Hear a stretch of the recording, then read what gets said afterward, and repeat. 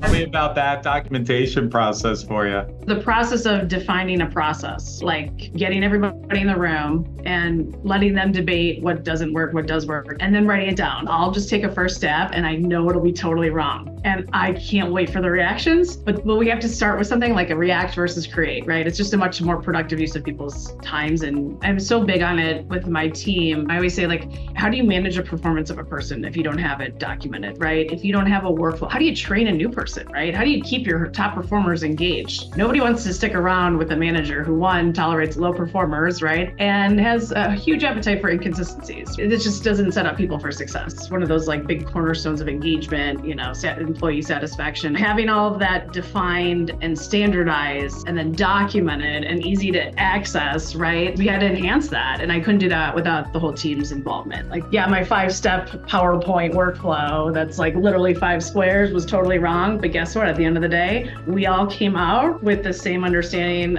and documentation of what that process was. When anytime a mistake is made or somebody misses a step in the process, I always say, like, okay, where does this live in Notion? Sometimes I get 3 different Notion pages and I'm like, it's just an opportunity. It's just education, and it's back to the consolidation, consistency kind of thing. Documentation is very important. Otherwise, how do we point people to where to go?